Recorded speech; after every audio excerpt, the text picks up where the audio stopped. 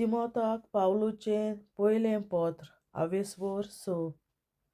ज्या मनशाचे मानेर गुलामपणाच्या भेसाचें जूं आसा त्या सोमेस्तांनी आपल्या दोनयांक सगलो मान फावो म्हूण समजून चलचें.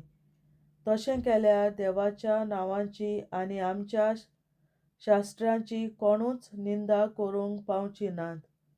दोनी आमच्या भावार्थाचो जाल्यार तो आपलोच भाव म्हूण नीब घेवन गुलामांनी ताची बेपरवा करची न्हय. उरफाटीं तांणी अदीक व्हडे जटणायेन ताची सेवा करची, कित्याक गुलामाचे चाकरेचो आदाव काडटात तीं त्याच भावार्थाचीं आनी मोगाचीं भाव भयण. खरो गुरू आनी फटकिरो गुरू. हांवें सांगलां तें शिकय आनी पाळूंक लाय. कोण कोण वेगळें कितें शिकयतात आनी जेजू क्रिस्ताची आमच्या सुम्याची असल शिकवण आनी देवाचे खरे भक्तीक पावयता तें शास्त्र मानून घेनात. असलीं मनशां गर्वान फुल्ल्यांत आनी सारकीं नेणार. तांचो स्वभाव असो की कित्याय विशीं वादविवाद करिनासतना आनी उतरां धरून झगडीं करिनासतना तांच्यान रावूं नजो. देखून तांकां नाटकाय भोगता. तीं झगडीं मांडटात, एकामेकाक ओकमान करतात, एकामेकाचो दुबाव धरून भोंवतात, तांबो नासतना वाद करतात. असल्यांक बुद गिन्यान ना, स्वताची वळखूय ना. देवाची भक्ती करून आपणाक खूब गिरेस्तकाय मेळटली म्हूण समजतात. देवाची भक्ती करूंक आपणाक मेळ्ळां तितलेंय मनशां धादोशीं जातात जाल्यार देवाचे भक्तीन तांकां खरेपणी खूब गिरेस्त केल्यांत म्हणचें. संवसारांत येताना कितें आमी घेवन आयल्यां? कांयच न्हय. संवसार सोडून वेतना कितें तरी आमी घेवन वेतल्यां? कांयच न्हय. म्हणटच आमकां जिवंक खावंक आनी न्हेसूंक पांगरूंक आसल्यार इतल्यान आमी धादोशीं जावचें. गिरेस्त जावंक सोदतात तीं ताळणेंत आनी देंवचाराच्या फासाक सांपडटात, कित्याक निर्बुधी आनी नश्टादीक वोंडावण्यो तांकां ओडून व्हरतात. असल्यो वोंडावण्यो मनशाक निसणटणाक आनी घोळटाणांक पावयतात.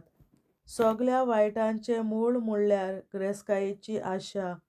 असली आशा धरून कांय जाणां भावार्थांतावन कोडसरून गेल्यांत आनी अशें सोबार कश्ट ढग आपल्या माथ्यार तांणी ओडून हाडल्यात. पावलू तिमोथाक ताचे आपोवण्याचो उगडास करता. पूण तूं देवाच्या भक्ता असल्यो वस्तू सोडून दी. सदां देवाक मानवनलो जावंक तुजें दान मन लाय. ताची खरी भक्ती करीत राव. भावार्था पोरमणें चल आनी भावां भयणींचो मोग कर. कश्टां दोगदांक सोंसणीकायेन फुडो कर. सगल्यांक धुलोबायेन वागय. भावार्थाचें जूं सोडूं नाका. सासणीक जिवीत जोडून घे. तर सोबार गोवायां मुखार तुवें भावार्थाचें उत्तम उच्चारण केलां तेन्ना हेंच जिवीत जोडूंक देवान तुका आपयलां. सगल्यांक जीव प्राण दिता त्या देवा मुखार आनी पोंस पिलाता हुजीर गोवाय दिवन उत्तम उच्चारण केलां त्या जेजू क्रिस्ता मुखार हांव तुका असो हुकूम घालतां. जेजू क्रिस्त आमचो सुमी दोबाज्यान दिश्टी पडसर चुकी विरेत आनी गुन्यांव नासतना तुजे कायदे पाळ. आपणे नेमलोल्या काळार ताका परगट करतलो एकलोच अमोर आसा तो अगोम उजवाडांत रावपी. मनशां पळोवंक नासलोलो, पळोवंकूय जायना तसलो एकलोच सोगटा सोर्वांचो भाग्यवंत अधिकारी. तोच तो राजांचो राजा आनी धोनयांचो धोनी. ताका मान आनी पदवी सासणाच्या सासणाक. आमेन. गिरेस्त भावार्थ्यांक शिटकावणी. ह्या संवसाराची गिरेस्तकाय आसलोल्यांक अशें शिकय. तुमी गर्वान फुलो नाकात आनी अती गिरेस्तकायेचेर तुमचो भरवंसो दवरूं नाकात. तुमचो बरवंसो फकत देवाचेर आसूं दी, कित्याक तो आमच्या गरजांक जाय तितलेंय भरपूर मापान आमकां दिता. बरें तें करात, बऱ्या कोडण्यांनी गिरेस्त जायात, उदार काळजान हेरांक वांटून दियात, अशें तांकां सांग. अशें करून तीं आपल्या फुडाराक अमोळीत भांडाराची गोठ बुन्यांत घालून दवरतलीं आनी हे पोरी एकूच कोरें जिवीत आसा तें आपणाक जोडूंक पावतलीं. निमाणी शिटकावणी आनी सोपाणणी. तिमोथ म्हज्या प्रितीच्या, तुजे आदीन केला तो तेवो राख. देवाचे भोक्तीचेर आड आनी अर्थ नासलोले वाद विवाद वाटाय.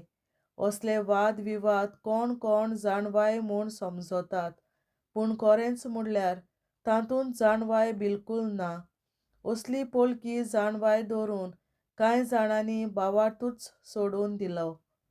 देवाची दयालाय तुम्हा सोमेस्तां सोवें आसूं. देवाचें उतोरें. देवाचे व्हड उपकार.